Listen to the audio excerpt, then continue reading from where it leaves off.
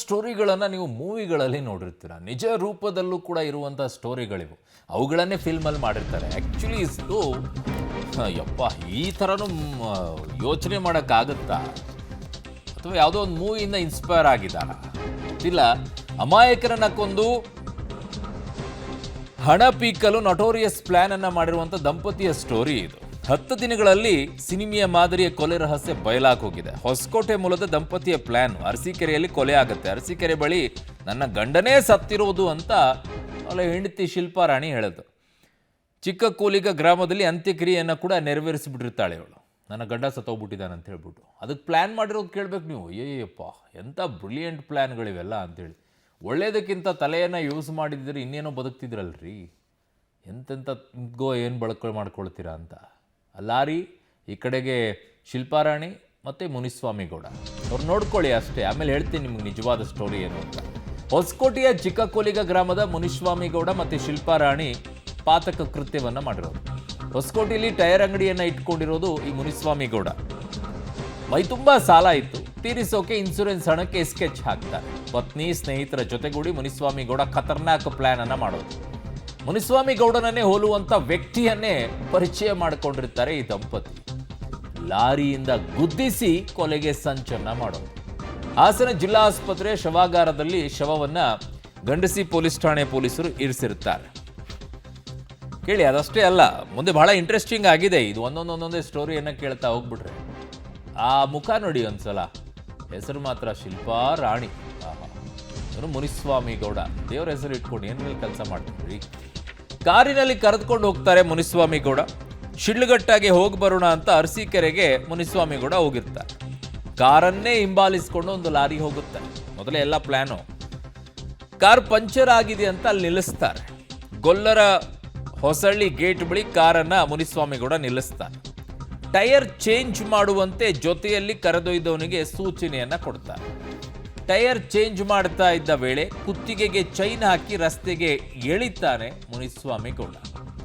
ಪ್ಲಾನ್ನಂತೆ ಅಪರಿಚಿತನ ಮೇಲೆ ಲಾರಿ ಹರಿಯುತ್ತೆ.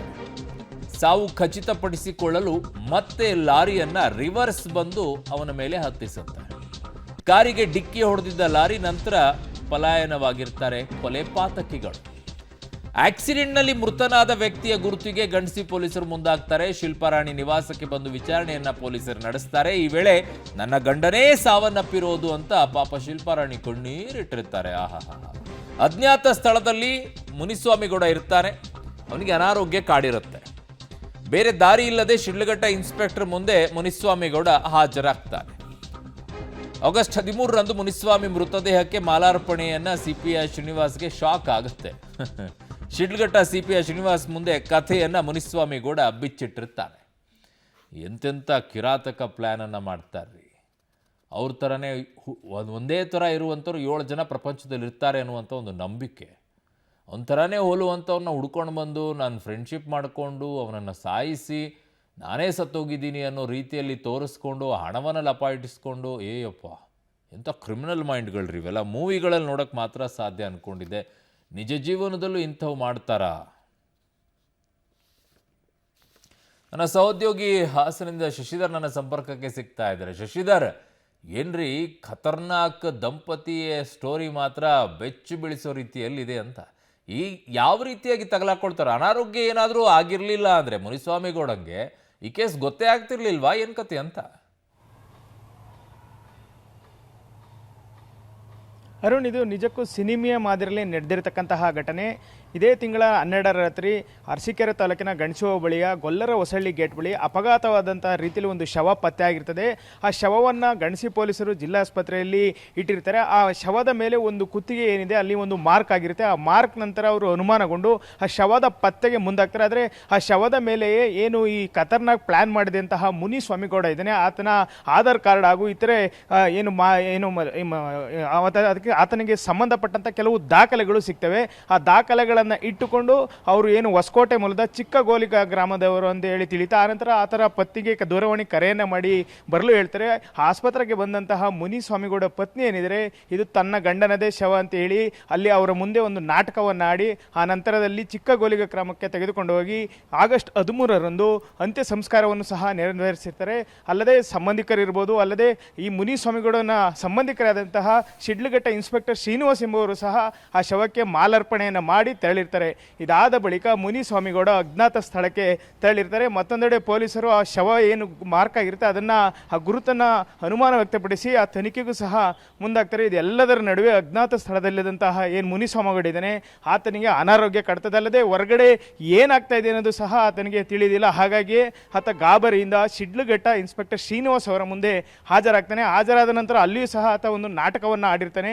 ನಾನು ಒಂದು ಅಪಘಾತವನ್ನು ಮಾಡಿದ್ದೀನಿ, ಆತ ಅಲ್ಲೇ ಸತ್ತೋಗಿದ್ದೀನಿ, ಇದರಿಂದ ನನ್ನನ್ನು ಬಚಾಯಿಸಬೇಕು ಅಂತ ಹೇಳಿ ಕೇಳಿರ್ತಾನೆ. ಇದರಿಂದ ಅನುಮಾನಗೊಂಡಂತಹ ಶ್ರೀನಿವಾಸ್ ಅವರು ಗಣಸಿ ಪೊಲೀಸರಿಗೆ ಆತನನ್ನು ಒಪ್ಪಿಸ್ತಾರೆ. ಆಗ ತನಿಖೆಗಿಳಿದಂತಹ ಗಣಸಿ ಪೊಲೀಸರಿಗೆ ಇವರು ಮಾಡಿರ್ತಕ್ಕಂತಹ ಏನು ಮಾಸ್ಟರ್ ಮೈಂಡ್ ಏನಿದೆ ಅದೆಲ್ಲವೂ ಸಹ ತಿಳಿಯುತ್ತೆ.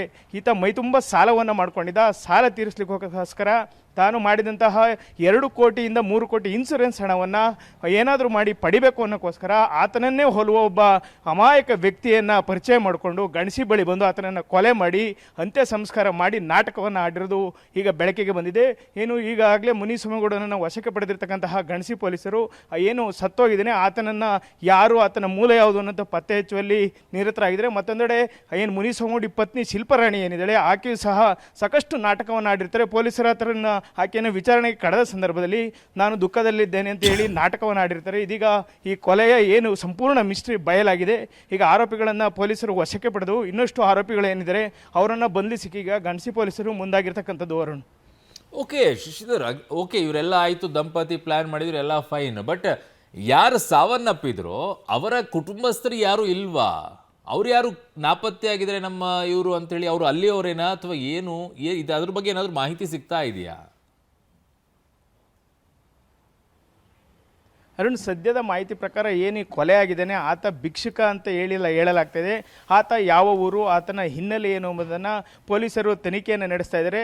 ಅಲ್ಲಿರ್ತಕ್ಕಂತಹ ಸ್ಥಳೀಯರನ್ನು ಸಂಪರ್ಕ ಮಾಡಿ ಕೇಳಿದಾಗ ಆತ ಭಿಕ್ಷುಕ ಅಂತ ಹೇಳಿ ಒಂದು ಮಾಹಿತಿಯನ್ನು ನೀಡಿರ್ತಾರೆ. ಆದರೆ ಆತ ಎಲ್ಲಿಂದ ಬಂದ, ಯಾವ ಊರಿನವು, ಎಷ್ಟು ದಿನದಿಂದ ಇದ್ದ, ಇದೆಲ್ಲದರ ಬಗ್ಗೆ ಮಾಹಿತಿಯನ್ನು ಕಲೆ ಹಾಕಲಿ ಈಗ ಪೊಲೀಸರು ಮುಂದಾಗಿದ್ದಾರೆ. ಅಲ್ಲದೆ ಈ ದಂಪತಿ ಏನಿದ್ದಾರೆ ಅವರನ್ನು ಸಹ ವಿಚಾರಣೆಗೆ ಒಳಪಡಿಸಿದ್ದಾರೆ.